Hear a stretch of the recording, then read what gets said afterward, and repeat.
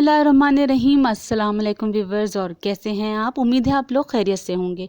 आज मैं बारबेक्यू टिक्का मसाला बहुत ही मज़ेदार सा लेके आई हूँ। बारबेक्यू बीफ टिक्का मसाला, उसकी रेसिपी बहुत ही मज़ेदार है और आसान है। आइए देखते हैं मैं किस तरह बना रही हूँ। मैंने 2 किलो बीफ का गोश्त लिया है, मीडियम साइज़ की बोटी की है, और उसमें मैं डाल रही हूँ कच्चा पपीता पिसा हुआ। अब मैं इसमें ऐड करूँगी लहसुन अदरक का पेस्ट, और पपीता मैंने छिलके के साथ अच्छी तरीके से धो के बारीक पीस लिया था। अब यहाँ पर आप लेमन जूस या विनेगर जो भी अवेलेबल है वो ऐड कर दीजिए, और उसके बाद मैं इसमें डालूंगी नमक, करूँगी अच्छी तरीके से इसको मिक्स और छोड़ दूँगी 2 से 3 घंटे के लिए। जब ये 2 से 3 घंटे अच्छी तरीके से पपीता इसमें लग जाएगा तो फिर मैं इसमें तमाम स्पाइसेस ऐड करना शुरू करूँगी। सबसे पहले मैं डाल रही हूँ हल्दी, पिसी हुई लाल मिर्च, कुटी हुई लाल मिर्च, फिर इसके बाद मैं इसमें ऐड करूँगी पिसी हुई काली मिर्च, और इसके बाद अब इसमें मैं डालूँगी चाट मसाला।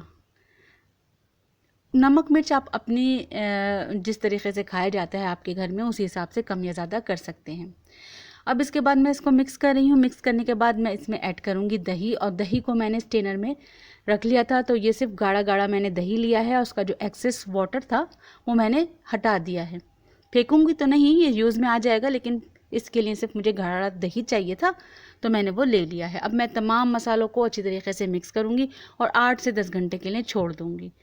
जब ये मैरिनेट हो गया अच्छा तो मैंने 1 कप ऑयल लेके उसे गरम किया। गरम करने के बाद तमाम बीफ की बोटियाँ मसाला लगी हुई इसमें शामिल कर दी हैं।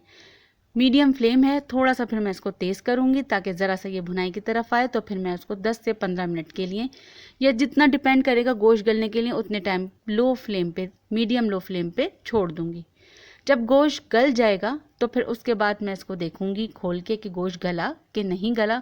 अब ये तकरीबन गोश्त गल चुका है, तो अब यहाँ पर मैं इसको दूंगी कोयले का दम, जिसके लिए मैंने कोयला जो है वो गर्म पे रख दिया है। और अब मैं यहाँ पर डाल रही हूँ कोयला, गरम किया हुआ दहका हुआ कोयला लिया है मैंने। और उसके बाद अब मैं इस पर लगाऊंगी ऑयल। ऑयल लगाने के बाद जैसे ही इसमें धुआं निकलेगा तो मैं इसको कर दूंगी कवर, तकरीबन 10 से 15 मिनट के लिए बिल्कुल लो फ्लेम पर। और ये बहुत अच्छा सा बारबेक्यू बीफ टिक्का मसाले का एक फ्लेवर इसके अंदर आ जाएगा और बहुत ही मज़ेदार होगा। अब यहाँ मैंने कर दिया है बंद, बहुत लो फ्लेम पे मैं इसको रखूँगी ताकि ये नीचे से लगे नहीं। और अब मैं आपको इसको डिश आउट भी करके दिखाती हूँ कि बहुत ही मज़ेदार सा बारबेक्यू बीफ टिक्का मसाला घर में रेडी है, बग़ैर किसी जो है वो सीख पर लगाएं, एक लंबा झंझट बजाए इसके। आप बहुत ही आसानी के साथ उसे कुकर में या आप पतीली में भी लो फ्लेम के साथ बहुत अच्छे से इसको बना सकते हैं। इंशाल्लाह किसी नए वीडियो में मुलाकात होगी। जब तक के लिए अल्लाह हाफिज़, जज़ाकल्लाह।